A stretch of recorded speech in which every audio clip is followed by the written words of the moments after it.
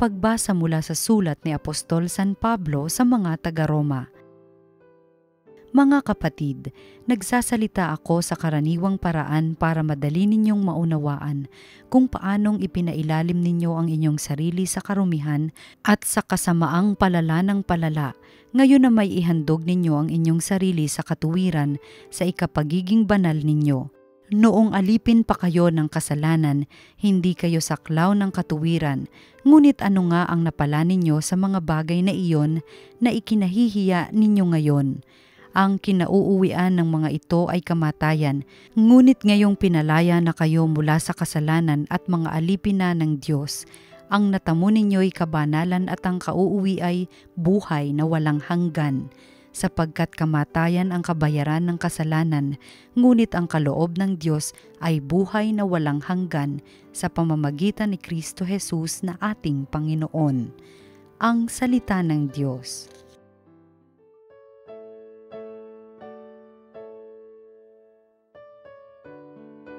Mapalad ang umaasa sa Panginoon tuwina. Mapalad ang taong hindi naaakit niyong masasama upang sundan niya ang kanilang payo't maling halimbawa, hindi sumasama sa sinumang taong ang laging adhikay, pagtawanan lamang at hamak-hamakin ang Diyos na dakila. Nagagalak siyang laging magsaliksik ng banal na aral, ang utos ng poon siyang binubulay sa gabi at araw. Mapalad ang umaasa sa Panginoon tuwina. Ang katulad niya'y isang punong kahoy sa tabing batisan, sariwa ang dahot laging namumunga sa kapanahunan, at anumang gawin ay nakatitiyak na magtatagumpay. Mapalad ang umaasa sa Panginoon tuwina. Ngunit ibang-iba ang masamang tao, ipa ang kawangis, siya'y natatangay at naipapadpad kung hangi umihip. Sa taong matuwid ay Panginoon ang siyang mag-iingat, ngunit kailanman ang mga masama ay mapapahamak. Mapalad ang umaasa sa Panginoon tuwina. Ang mabuting balita ng Panginoon ayon kay San Lucas. Noong panahong iyon, sinabi ni Jesus sa kanyang mga alagad, "Naparito ako upang magdala ng apoy sa lupa at sana'y mapagningas na ito. May isang binyag pa na dapat kong tanggapin at nababagabag ako hanggat hindi natutupad ito. Akala ba ninyo'y pumarito ako upang magdala ng kapayapaan sa lupa? Sinasabi ko sa inyo, hindi kapayapaan kundi pagkakabahabahagi. Mula ngayon ang 5 katao sa isang sambahayan ay mababahagi, 3 laban sa 2 at 2 laban sa 3. Maglalaban-laban ang ama at ang anak na lalaki, ang ina at ang anak na babae, at gayon din ang biyanang babae at manugang na babae." Ang mabuting balita ng Panginoon. Pinupuri ka namin, Panginoong Hesukristo.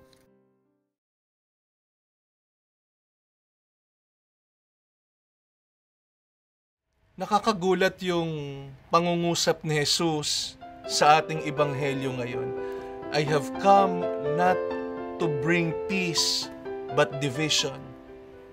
Hindi natin to inaasahan kay Jesus. Hindi natin inaasahan yung ganitong pangungusap ni Jesus. Pero kung titingnan natin, nung dumating si Jesus, talaga namang nabaligtad ang mundo. Maraming hiniling na pagbabago ng mga pinapahalagahan ng bagong paraan ng pamumuhay. Halimbawa, sinabi ni Jesus, mahalin ang kaaway, ipagdasal ang mga umuusig sa atin. Mapapalad ang mga dukha, pinagpala ang mga mahihirap. Ang sino mang nais na mamuno, dapat maglingkod. Nauuna ang huli, nahuhuli ang una. Maging tulad ng isang maliit na bata para makapasok at mapabilang sa paghahari ng Diyos. Hindi ba kabaliktaran ito ng lahat ng itinuturo at pinapahalagahan ng mundo? Nabaligtad talaga ang lahat nang dumating si Jesus. Taliwas ito sa mga kinagawian. Taliwas ito dun sa tila komportable ng pamumuhay at kinagawian ng kasamaan at kasalanan. Dahil sa mga paninindigan ni Jesus, dahil sa mga prinsipyong pinanghahawakan ni Jesus, marami siyang nabangga, marami siyang nasagasaan.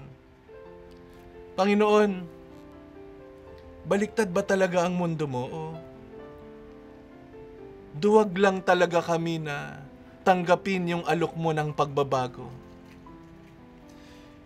Nais paalala sa atin ni Jesus, hindi pwedeng balimbing ang isang Kristiyano.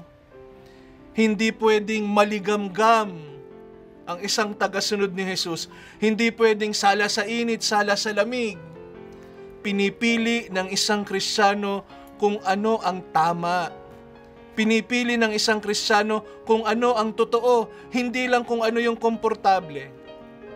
Maganda yung sinabi ni Pope Benedict XVI. Sabi niya, "The world offers you comfort, but you are not made for comfort. You were made for greatness.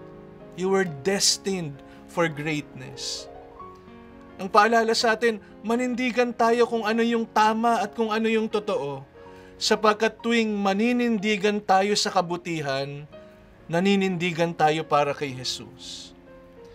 Alam niyo po, tuwing magbibinyag ako at tinatanong ko yung mga ninong at ninang, yung mga magulang, itinatakwil ba ninyo si Satanas? Minsan walang sumasagot. Parang nanghihinayang itakwil si Satanas. Parang masyado na silang naging close ni Satanas na nanghihinayang itakwil si Satanas. Hindi nais ni Jesus na magkaroon ng away at gulo. Sa maraming pagkakataon ay hinimok tayo ni Jesus na maglaan ng sarili para sa kapayapaan. Hindi niya nais na magkawatak-watak at mag-away-away. Pagkakaisa nga ang pangarap niya para sa lahat ng kanyang mga tagasunod, para sa ating lahat. Ngunit ipinapaalala sa atin ni Jesus, kailangan nating manindigan sa tama. Kailangan nating manindigan sa kabutihan. Hindi man sumang-ayon ang iba, hindi man sumang-ayon ang lahat.